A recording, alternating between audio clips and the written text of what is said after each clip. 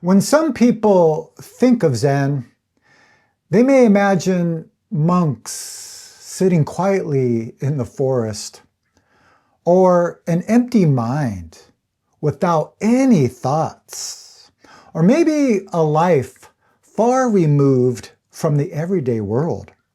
What if I told you much of what you hear about Zen is false? So in this video, I'm going to share with you 5 common myths about Zen and explore the truth behind each one of them. Hello everyone, my name is Jason. I'm a teacher in the Quantum School of Zen and have been practicing Zen meditation since 1997. Now these 5 myths are things I've heard since I started practicing, but also heard from working with students around the world.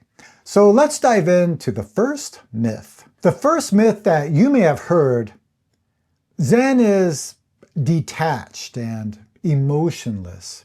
And this couldn't be farther from the truth, at least in my experience. I think sometimes we read Zen stories and the Zen masters are beating their students with a stick. Or maybe there's a monk in a cave who has no emotion. There's even a story of a woman who was supporting a Zen monk, and all he had to do was sit meditation in a hermitage. And it was said at that time that after 10 years, you should have attained enlightenment. But this woman has not heard from the monk over 10 years, so she wanted to test him. So this woman summoned her daughter and they came up with a plan to test this monk. And the mother loaded up the daughter with very fine monk's clothes and delicious food. She had the daughter put on a beautiful dress. So the daughter went over to the hermitage and the monk opened the door. And the monk was surprised, said, "Oh, it's very wonderful to see you. You've grown so much. And your mother has been so supportive after all of these years." And just at that moment, the daughter embraced the monk and kissed him. And then the daughter said, "How do you feel now?" And the monk replied, "Rotten logs on cold rocks, no warmth in the winter." So basically what that means is he didn't feel anything. His energy is strong. His mind cannot be moved. So this daughter was quite impressed. So the daughter went back to her mother and the mother said, "What did he say?" And the daughter's like, "This monk is so strong. His mind didn't move." And the mother said, "I don't care if his mind didn't move. I don't care how strong his energy is. What did he say?" And the daughter said, "Rotten logs on cold rocks, no warmth in the winter." And the mother said, "What?" And she was furious. She grabbed a stick, went over to the hermitage, beat the monk, kicked him out, and burnt the hermitage to the ground. So with this kind of story, it gives us impression that we shouldn't have any feelings. But we actually have a question, or at least in the school that I teach in. If you were the monk, how could you respond to this daughter? So Zen is the opposite of being detached. It means becoming one. Becoming one with the situation and becoming one with the person you are with. This means becoming intimate in this very moment and responding with wisdom, love, and compassion. The second myth that you may have heard: Zen is just sitting in silence. Have you heard that before? This also couldn't be farther from the truth, because Zen means, how do you keep your mind right now in this very moment? In the beginning of my book, I talked about a comic that I read many years ago. It actually had no words in it, and it showed a man driving his car.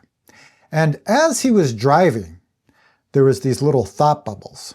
He's thinking of work. And when he gets to work, he's on the computer, and all he can think about is vacation. This may start to sound familiar. Finally, he's on vacation, lying on the beach, but all he can think about is home.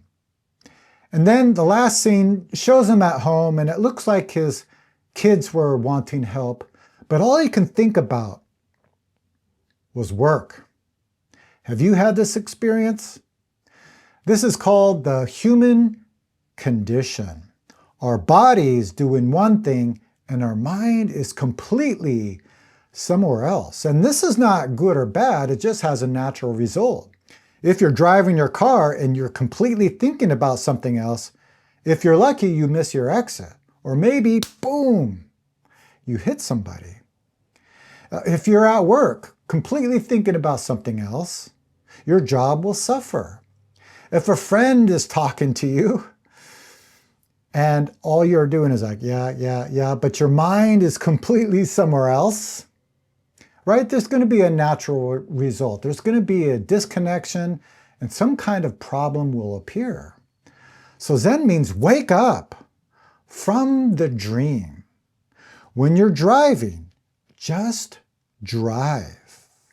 This is called driving meditation. When you're working, just work. We call this working meditation. When you're eating, just eat. This is called eating meditation. And when you're sitting, just sit. We call that sitting meditation. So moment to moment, wake up. What is happening right now? And how can I respond to what's happening? I made a video called The True Meaning of Zen. I'll put a link down below so you can check it out.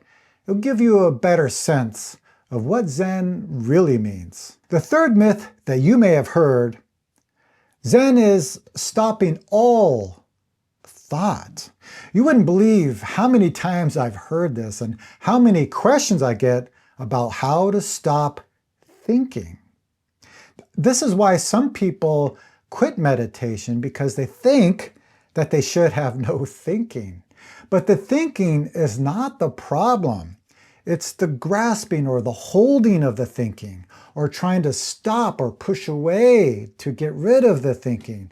This is what causes the problem. When I'm working with students in the very beginning, I usually say most human beings navigate life just through their thinking or understanding. And from our experience, we will know that that just causes problems in our lives. Or we navigate life just through our emotions, which also creates a lot of problems. So what I teach is we navigate life through our intuition, trusting this intuition. Then the thinking becomes clear. We can use it. Our emotions become clear. We can use them. So when you're sitting meditation, we're not stopping the thinking. We're not holding the thinking. We're just letting them pass, kind of like clouds passing the moon. I made a video called How to Stop Attaching to Thinking. I'll put a link down below so you can check it out. The fourth myth that you may have heard is that you have to be a monk or nun to practice Zen. You have to leave this ordinary world to realize enlightenment. Now, I'm speaking from being a monk in the past, and I want to make this very clear. Enlightenment is already here. We just have to realize it. All human beings, whether you're a monastic or a layperson, have two things in common. First, we all have enlightened nature. Second, we all have delusion. Can we see through the delusion to realize enlightenment? Yeah, maybe monastics have more time to practice and investigate this, but anybody can do it. I even made a video, can anyone achieve enlightenment or do you have to be a monk? I'll put a link down below. I think it could be helpful, especially if you're practicing as a layperson. The last myth that you may have heard is Zen rejects all intellectual understanding. And this may come from old Zen stories where there's Zen monks and sometimes lay people hitting the minds of sutra masters. So sutra masters were these monks who would just read the scriptures and teachings of the Buddha. They didn't do so much sitting meditation. In fact, there was a very famous sutra master who was well versed in the Diamond Sutra. And the Diamond Sutra has this teaching, past mind can't get enlightenment, present mind can't get enlightenment, future mind cannot get enlightenment.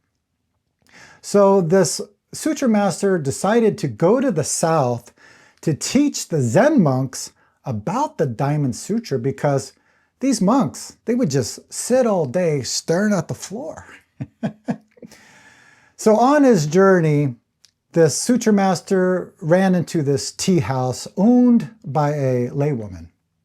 And this laywoman recognized the sutra master and said, "Oh, you're a very famous sutra master. Can I ask you a question about the Diamond Sutra?" And the sutra master said, "Yeah, no problem. You can ask me any kind of question." Then this laywoman said, "Well, if you can answer this question, your lunch is free. If you cannot answer this question, I cannot serve you lunch." And the sutra master got angry because he was so arrogant. Then the woman asked, "The Diamond Sutra says, past mind can't get enlightenment, present mind can't get enlightenment, future mind cannot get enlightenment. So, with what mind will you eat your lunch?" The sutra master could not answer. He was stuck. Because all he understood is what he read. He didn't have experience or he didn't digest these teachings into an experience. So if you hear these kinds of stories, you might think, yeah, Zen means, we shouldn't read any books or understand anything.